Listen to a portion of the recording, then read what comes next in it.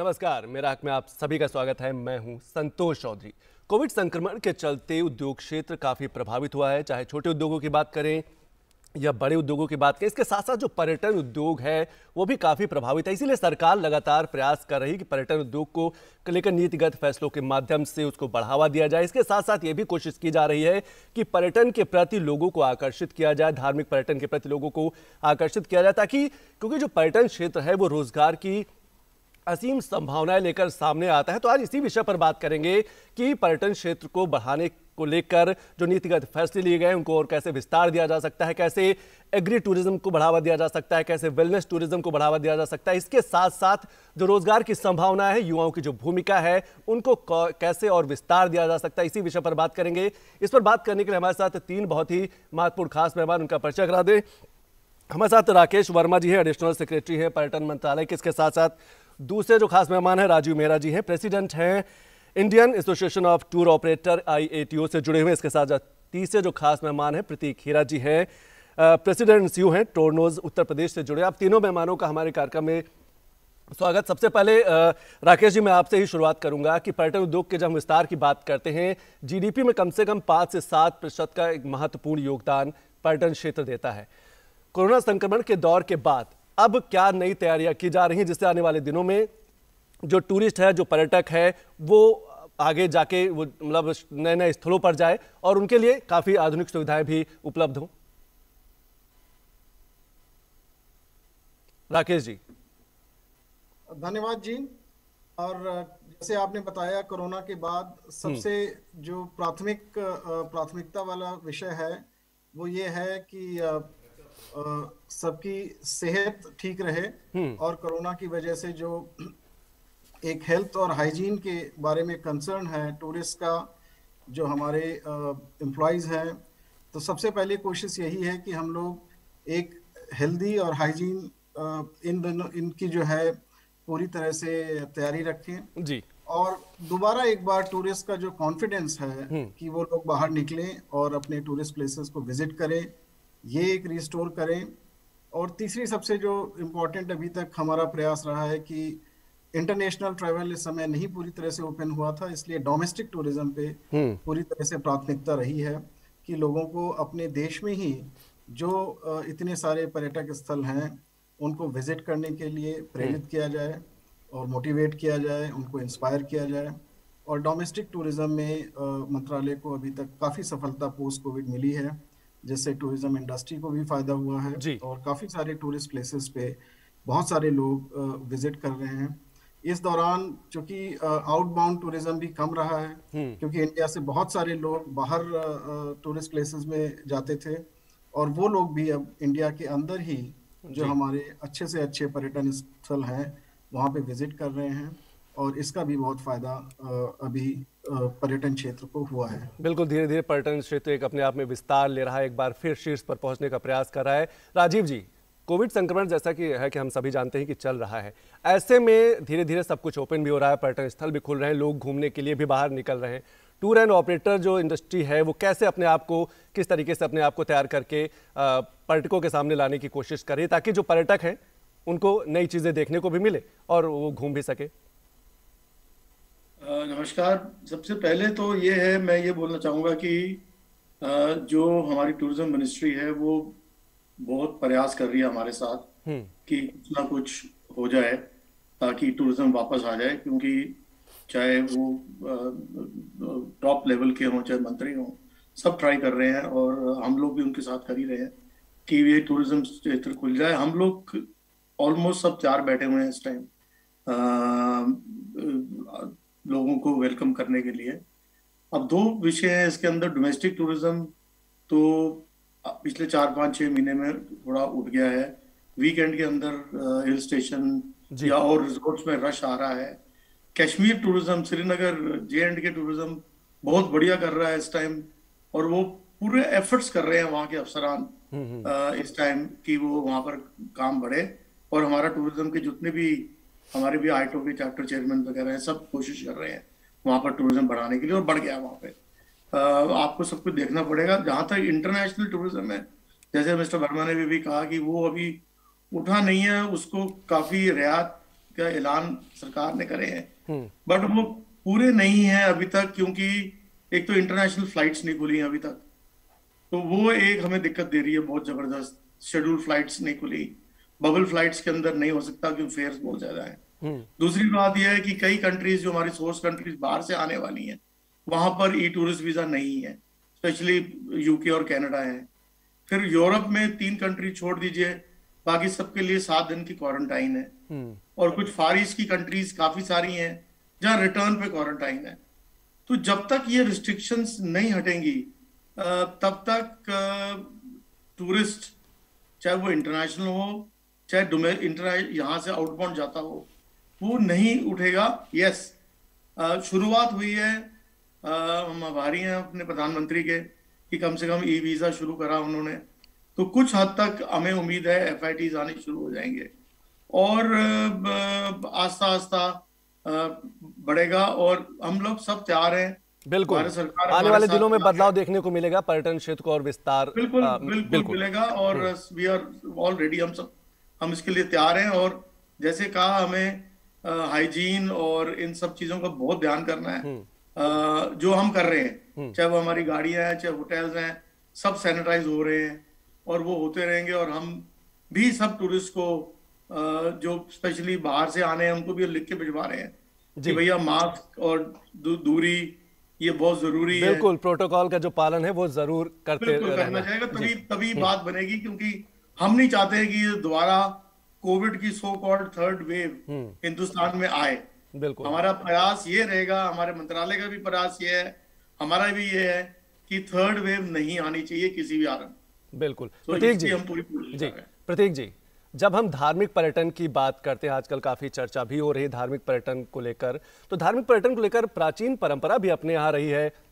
लोग 4 धाम यात्रा के लिए जाते थे, गया करने जाते थे। आपको लगता है कि अब धार्मिक पर्यटन को और आधुनिक बनाकर जो टूरिस्ट हैं, जो पर्यटक हैं, उनको आकर्षित किया जा सकता है और लोगों के लिए एक नया भी है अपने इतिहास को समझने के लिए, अपने संस्कृति को समझने के लिए?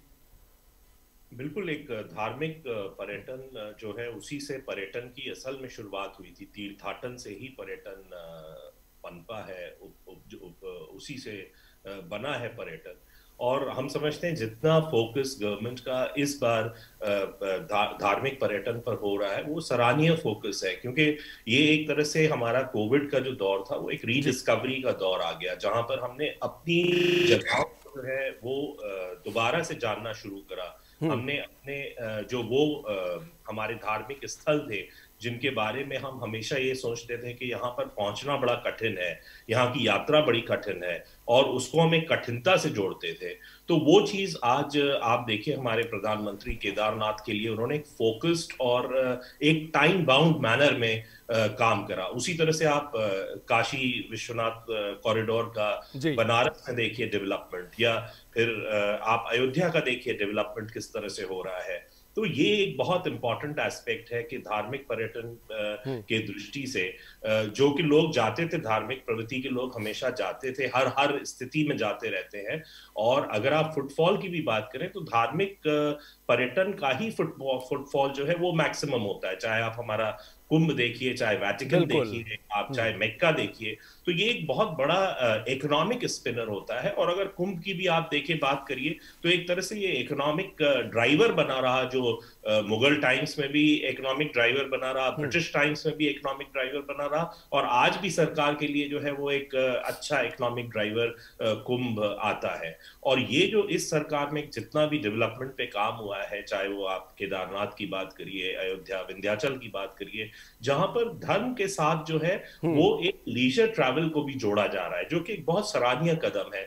और इस तरह के बहुत जो सिर्फ एक मासेस और एक लोअर मिडिल क्लास तक सीमित चीजें हुआ करती थी, वो हम समझते हैं कि आज एक अपर मिडिल क्लास और जो हाई पेइंग टूरिस्ट है उसके लिए भी हमारी सरकार जो है वो चीजों को कंड्यूसिव बनाने की कोशिश कर रही है कि जहां पर लोग जा सके और ज्यादा से ज्यादा समय बिता सके। वो सिर्फ एक मंदिर का या एक दर्शन का सवाल नहीं है, पर वो एक इंक्लूसिव डेवलपमेंट की बात हो रही है, जहां पर हम कई रातें जो है वहां बिता सके उस मंदिर के या उस स्थल के अलावा। उस तो ये स्थल के बहुत अलावा, ही यानी कि प्रत्यक्ष और अप्रत्यक्ष रोजगार की संभावनाएं भी बढ़ेंगी, लोगों को आर्थिक रूप से मजबूती भी मिलेगी। बिल्कुल अरविंद जी। बिल्कुल, इसका इसका आप इफेक्ट ऑलरेडी आप देखते ही हैं। जितने भी धार्मिक स्थल होते हैं उस पे हर आदमी जो है वो अपना रोजगार का साधन उसी दिशा में खोजता है, पर्यटन से बिल्कुल। जुड़ा होता है। हो सकता है मेन एक मॉडर्न पर्यटन की स्थिति उसको डेफिनेशन में न लाते हो, पर और अभी भी जो कोविड में इफेक्ट देखने को आया वो हम सिर्फ हो सकता है अपने को सीमित रख रहे हो travel agents, tour operators, airlines और जी। टैक्सी ऑपरेटर्स तक, पर उसके अलावा छोटे छोटे दुकानदार हैं, जो फूल बेचने वाला है, जो बिल्कुल। तांगा चलाने वाला है, रिक्शा चलाने वाला है, उस पे भी एक डायरेक्ट इम्पैक्ट आया है। और हम समझते हैं कि जो हमारी सरकारें हैं, चाहे वो प्रदेश की सरकार हो चाहे सेंटर पे सरकार हो, वो इस डेटा पे भी काम करें कि जो इनडायरेक्टली लोग जुड़े हुए हैं इस क्षेत्र से, उन पे क्या इफेक्ट आता है और उनको हम कैसे अपने पर्यटन क्षेत्र बिल्कुल, में कैसे मेन स्ट्रीम में शामिल कर सकते हैं, जो अप्रत्यक्ष लोगों को जो रोजगार मिल रहा है उनको हम कैसे मेन स्ट्रीम में शामिल कर सकते हैं। अरविंद जी, जब अगर हम धार्मिक पर्यटन की बात कर रहे हैं तो सरकार ने सर्किट की भी एक परिकल्पना की थी, चाहे हम रामायण सर्किट की बात करें, बुद्ध सर्किट की बात करें, कृष्णा सर्किट की बात करें। आपको लगता है कि कंप्लीट पैकेज है भारतीय संस्कृति को प्रेजेंट करने का विश्व स्तर पर, और इसकी वजह से हम विदेशों के जो टूरिस्ट हैं उनको भी हम आकर्षित करने में सफल हो पा रहे हैं? अरविंद जी।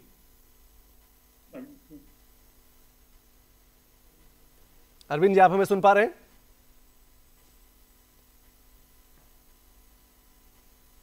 अरविंद जी शायद नहीं है आपके। जी जी। राकेश जी, आपसे ही सवाल है कि जब हम धार्मिक पर्यटन की बात करते हैं तो चाहे हम रामायण सर्किट की बात करें, कृष्णा सर्किट की बात करें, या फिर बुद्ध सर्किट की हम बात करें, क्या आपको लगता है कि कंप्लीट पैकेज है भारतीय संस्कृति को, खान पान को विश्व स्तर पर पहुंचाने के लिए, और हम जो विदेशी टूरिस्ट हैं उनको भी हम आकर्षित कर पाने में सफल हो पा रहे हैं? राकेश जी। आपकी बात बिल्कुल सही है। और भारत सरकार के पर्यटन मंत्रालय की दो स्कीम है, जो एक स्वदेश दर्शन की स्कीम थी जी। जिसमें आपने बताया कि बहुत सारे सर्किट, चाहे हेरिटेज से रिलेटेड हो, पिलग्रिमेज से रिलेटेड है और स्पिरिचुअल उससे रिलेटेड है, जिनको डेवलप किया गया है। उसमें कनेक्टिविटी इंप्रूव की गई है, उसमें टूरिस्ट एमिनिटीज इंप्रूव की गई हैं। और जैसे प्रतीक जी अभी कह रहे थे कि अब जो मिडिल वर्ग के लोग हैं या दूसरे हैं वो भी आकर्षित हो रहे हैं कि इन जगहों को विजिट किया जाए। इसी तरह हमारी एक प्रसाद स्कीम भी है जो कि स्पेसिफिकली फोकस्ड ही स्पिरिचुअल प्लेसेस पे है, और जिसमें भी बहुत सारे प्रोजेक्ट्स लिए गए हैं और बहुत सारे पिलग्रिमेज की जो साइट्स थी उनको इम्प्रूव किया गया है, और जिसकी वजह से वहाँ पे फुटफॉल भी बढ़ा है और लोगों का सेटिस्फैक्शन भी बढ़ा है, जो जिस तरह की फैसिलिटीज सरकार की तरफ से दी गई हैं। इसी तरह प्रदेश की सरकारें भी अच्छी फैसिलिटीज डेवलप कर रही हैं। तो ये जो इंडिया का एक मेन टूरिज्म का सेगमेंट है, पिलग्रिमेज और रिलीजियस टूरिज्म कह लीजिए, आप इसको स्पिरिचुअल टूरिज्म कह लीजिए, इसमें बहुत पोटेंशियल है और इसको और आगे ले जाने की जरूरत है। इसमें और इंफ्रास्ट्रक्चर स्ट्रेंथन करने की जरूरत है, और जो क्वालिटी ऑफ सर्विसेज है इसको और बढ़ाने की जरूरत है, ताकि लोग ज्यादा टाइम स्पेंड करें वहाँ पे जो डेस्टिनेशन है, लोग वहाँ ज्यादा स्पेंड बढ़ाएं, जिससे कि इनडायरेक्टली वहाँ पे लोगों को इकोनॉमिक अपॉर्चुनिटीज मिलेंगी, लाइवलीहुड मिलेगी और जॉब्स मिलेंगी। ये सरकार का प्रयास है कि ज्यादा से ज्यादा जो हमारे पिलग्रिमेज डेस्टिनेशंस हैं उनको और अच्छी तरह से डेवलप किया जाए, उनकी कनेक्टिविटी इंप्रूव की जाए, और वहाँ पे जो इंफ्रास्ट्रक्चर है उसको भी इंप्रूव किया जाए। राकेश जी, क्या अगर हम एग्री टूरिज्म की बात करें तो क्या एग्री टूरिज्म को बढ़ावा देके ग्रामीण क्षेत्र में काफी बदलाव लाया जा सकता है? उनको भी हम सीधे तौर पे पर्यटन से जोड़ सकते हैं और वहाँ के आसपास के जो गाँव हैं उनका भी विकास किया जा सकता है? एग्री टूरिज्म भी, जैसे आजकल टूरिज्म जो है मास टूरिज्म नहीं रही है, लोग आजकल एक नीश टूरिज्म के तौर पे स्पेसिफिक एक्सपीरियंसेस गेन करने के लिए विजिट करते हैं। खासकर यंगर जनरेशन है, जो लोग शहरों में रहते हैं, उनको काफ़ी सारी चीज़ें जो हमारे ग्रामीण क्षेत्र में हैं, जो संस्कृति से जुड़ी हुई हैं, जो हमारे आर्ट एंड क्राफ्ट से जुड़ी हुई हैं, उनका एक्सपोजर लिमिटेड होता जा रहा है। इसलिए एक बहुत बड़ी उनके अंदर भी इंस्पिरेशन रहती है कि वो लोग इस तरह के एक्सपीरियंस को गेन करें, और इन एक्सपीरियंसेस के लिए रूरल टूरिज्म का जो है वो बहुत ही पोटेंशियल है फ्यूचर में, और बहुत सारे इस तरह के प्रोजेक्ट्स ऑलरेडी कामयाब हो चुके हैं, और बहुत सारे प्रोजेक्ट्स पाइपलाइन में हैं जहाँ पे हम रूरल एरियाज में, जहाँ पे एक स्पेसिफिक जी रिलेटेड हो, चाहे वो कल्चर से रिलेटेड हो, कोई डांस फॉर्म से रिलेटेड हो, या हेरिटेज और बिल्ड हेरिटेज से रिलेटेड हो, और वहां पे हम इस तरह की फैसिलिटीज डेवलप कर सकें और लोगों को वहां तक हम लोग पहुंचा सकें। सो रूरल टूरिज्म जी, इसका पोटेंशियल भी बहुत है, लोगों में डिमांड भी है, लोग प्रेफर भी कर रहे हैं। और खासकर जो इस तरह के हम लोग टूरिज्म के प्लेटफॉर्म्स डेवलप हो रहे हैं, जैसे एयरबीएनबी है और बहुत सारे ऐसे प्लेटफॉर्म हैं जो लोगों को रूरल एरियाज में भी, जो हमारे होम स्टेज हैं, एनबीज हैं, वहां तक उनकी जानकारी पहुंचाते हैं, जानकारी पहुंचाना बहुत जरूरी है। और एग्री टूरिज्म को बढ़ावा देकर हम कम से कम गांव है जो ग्रामीण क्षेत्र हैं उनमें हम बदलाव लाने में सफल हो सकते हैं। प्रतीक जी, जब हम धार्मिक यात्राओं की बात करते हैं, धार्मिक पर्यटन की बात करते हैं, तो आपको लगता है क्या युवाओं को भी इसमें जोड़ने की जरूरत है? क्योंकि और युवाओं को जागरूक करने की जरूरत है कि वो भी धार्मिक पर्यटन की तरफ आकर्षित हों, जाएं, घूमें, अपने भारतीय इतिहास को, जो अपनी ऐतिहासिक धरोहर है उनके बारे में समझें और उनको आगे बढ़ाएं। बिल्कुल, क्योंकि आज तक जो है एक उम्र के साथ उसको एसोसिएट करा जाता था कि एक जब अधेड़ उम्र का इंसान हो जाता है तभी बिल्कुल वही जाएगा धार्मिक यात्रा में। जी, आकर्षित होता है, पर ऐसा ये चेंज हो चुकी है चीज, क्योंकि आजकल हम धर्म को जो है वो एक सोशल एक इनेट कल्चर और सोशल फैब्रिक से जोड़कर देख रहे हैं। तो यहाँ पर जो काम चीजें आ रही हैं वो स्टोरी टेलिंग काम आ रही है। भारत सरकार ने बहुत इस पे उम्दा काम किया है, हम कहेंगे स्टोरी टेलिंग के स्टोरी टेलर्स उन्होंने बनाए हैं, गाइड्स की जगह उन्होंने स्टोरीज बताने वाले लोग बनाए हैं जो कि खुद एक आकर्षण का कारण बने हैं इन जगहों के लिए। तो ये जो स्टोरीज होती हैं, चाहे वो रामायण की स्टोरी हो, चाहे महात्मा बुद्ध की स्टोरी हो, चाहे शिव जी की स्टोरीज हो, जिससे हम लोग अब तक वंचित रहते थे। अपने जो रिलीजियस टेक्स्ट है, हमारा रिलीजियस टेक्स्ट भी जो है वो एक इन इटसेल्फ एक स्टोरी है। वो आपको जो भी सलाह मशवरा या जो भी आपको बातें बताता है वो एक स्टोरी फॉर्म में बताता है। तो जब वो स्टोरी की तरह उस यूथ के साथ पहुंच रही है तो यूथ उससे ऑटोमेटिकली कनेक्ट हो रहा है।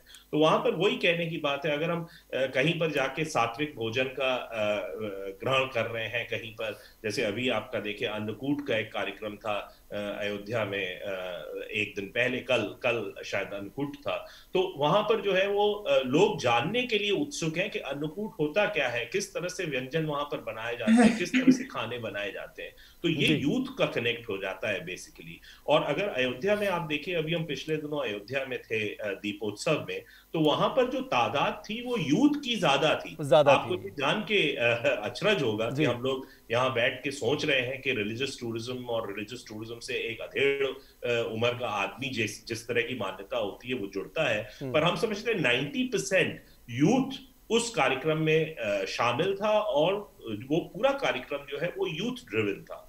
और इसी के साथ जो जैसे प्रधानमंत्री अभी केदारनाथ गए, या प्रधानमंत्री अयोध्या गए, या विंध्याचल कोई अभी अमित शाह जी गए थे, तो ये लोग एक इन्फ्लुएंसर्स हैं आजकल। आजकल सोशल मीडिया इन्फ्लुएंसर्स है, आपके न्यूज के माध्यम से लोग इन्फ्लुएंस हो रहे हैं इन जगहों पर जाने के। तो प्रधानमंत्री का पद तो है ही है, पर हम अपने प्रधानमंत्री को या अपने चीफ मिनिस्टर को हम एक बहुत ही स्ट्रॉन्ग इन्फ्लुएंस की तरह भी देखते हैं, जो कि इस यूथ को आकर्षित करता है उन जगहों पर जहां पर ये लोग जाते हैं।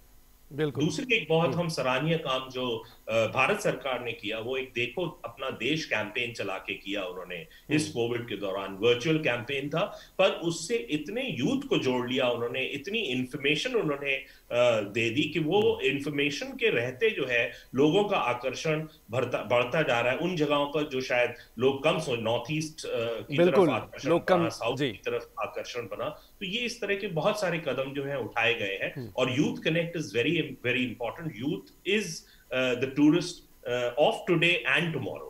बिल्कुल राजीव जी, जब हम यूथ की बात करते हैं, युवाओं की भूमिका की बात करते हैं, तो डिजिटलाइजेशन को कितना बड़ा आप महत्वपूर्ण भूमिका मानते हैं, तकनीक को कितनी बड़ी महत्वपूर्ण भूमिका मानते हैं? क्या आपको लगता है जो नए पर्यटन क्षेत्र हैं, जो नए पर्यटन स्थल हैं, उनके बारे में प्रचार प्रसार करने की जरूरत है, चाहे मीडिया के माध्यम से, सोशल मीडिया के माध्यम से, इंटरनेट के माध्यम से, ताकि युवाओं को आकर्षित किया जा सके? डेफिनेटली इस सिचुएशन में जहां पर आज हैं, जहां पर हमें सोशल मीडिया प्लेटफॉर्म्स अवेलेबल हैं जो पहले नहीं होते थे, तो नई जगह, नई स्टेट गवर्नमेंट्स या सेंट्रल गवर्नमेंट जो और नई जगह देख रही हैं, उसका विकास बहुत अच्छी तरह हो जाएगा इस माध्यम से। और इस टाइम जो फॉरेन टूरिस्ट की हमारे पास इंक्वायरी भी आ रही हैं जी, वो भी ऐसी जगह जाना चाहते हैं जो अनटच्ड हो या अभी वहां पर शुरू नहीं हो। तो रूरल एरिया में जो भी यहाँ काम होगा या होटल बनेंगे, उसमें लोकल यूथ को एम्प्लॉयमेंट मिलेगी बहुत ज्यादा, और वो एम्प्लॉयमेंट भी बढ़ जाएगी उस एरिया में। तो सोशल मीडिया का बहुत बड़ा रोल है इस time in promotion of tourism, चाहे वो डोमेस्टिक टूरिज्म हो, चाहे बाहर से फॉरेन टूरिस्ट आना है, उसका बहुत ही महत्वपूर्ण वो है, और एम्प्लॉयमेंट बढ़ेगी।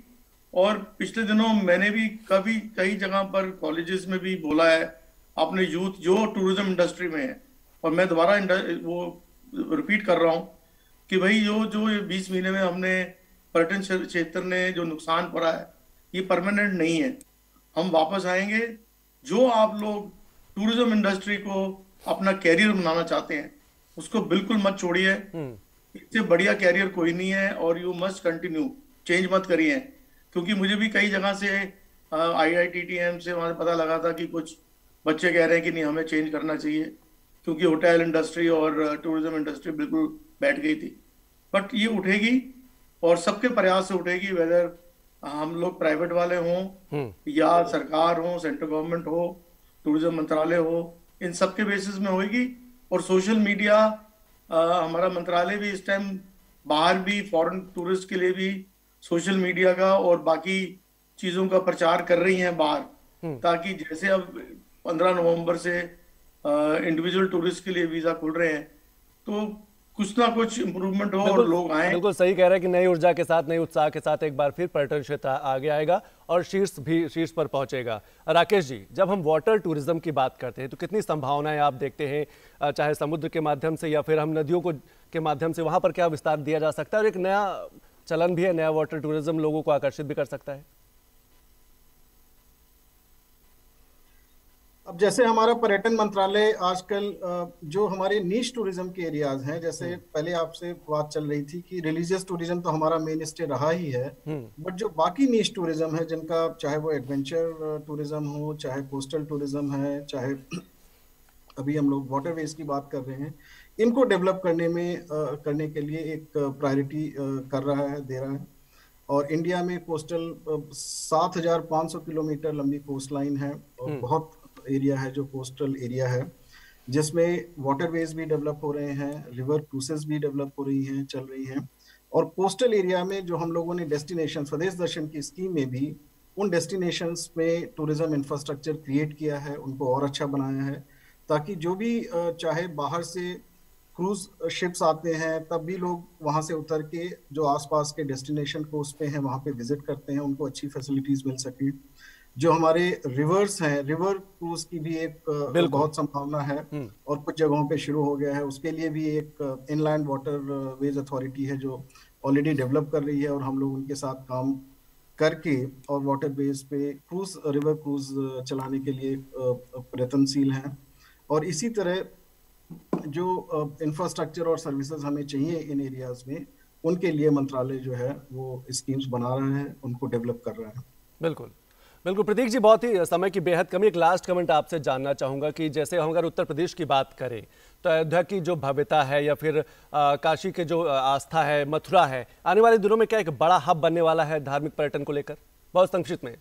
बिल्कुल, उत्तर प्रदेश तो वो भूमि रही है जहां पर भगवान जन्मे हैं, और इतना अट्रैक्टिव भूमि रही है जहां पर जो शिव जी ने जो है अपना जगह जो है वो काशी को बना लिया। तो इसको देखते हुए और जिस तरह का डेवलपमेंट हो रहा है, जिस तरह से modern amenities, facilities her class of tourist के लिए डेवलप करी जा रही है, आने वाले समय में हम समझते हैं बहुत ज्यादा समय नहीं, शायद 1 या 1.5 साल का और अगर आप समय देख लें, और जिस तरह से ये मॉनिटर करा जा रहा है चीजें, जिस तरह से टाइम बाउंड चीजें हो रही हैं मौजूदा सरकार में, वो बहुत सराहनीय चीज है। और इसका जो इम्पैक्ट है वो हम सबको विजुअली देखने को मिलेगा, और हम इसको क्वांटिटेटिव वे में इसको एनालाइज कर सकेंगे कि क्या इसका डेवलपमेंट हुआ। और अयोध्या का हम शुरू से देखते आए किस तरह का डेवलपमेंट है, फ्रॉम नथिंग टू एवरीथिंग बनता जा रहा है वो डेस्टिनेशन। बिल्कुल सही कहा आपने कि आने वाले दिनों में एक बड़ा बदलाव नजर आएगा। इसके साथ साथ रोजगार की भी अपार संभावनाएं निकल कर सामने आएगी। आप तीनों मेहमानों ने हमारे कार्यक्रम में शिरकत की, इसके लिए बहुत बहुत शुक्रिया। तो मेरा कार्यक्रम में आज हमने बात की कि पर्यटन क्षेत्र को कैसे विस्तार दिया जा सकता है, कैसे रोजगार की संभावनाओं को और आगे बढ़ावा दिया जा सकता है, और जो युवाओं की भूमिका है, जो उनकी सहभागिता है, उनको कैसे और आगे उसमें बढ़ावा दिया जा सकता है। तो मेरा कार्यक्रम आपको कैसा लगा हमें जरूर लिखेगा। हमारा पता है मेरा हक, कमरा नंबर 226, कॉपर स्मार्ट, मंडी हाउस, नई दिल्ली 110001। आप हमें फोन कर सकते हैं। हमारा फोन नंबर है 23386947। अगर आप दिल्ली के बाहर से फोन करें तो दिल्ली का स्टडी कोड 011 लगाना मत भूलिएगा। आज के लिए बस इतना ही। नमस्कार।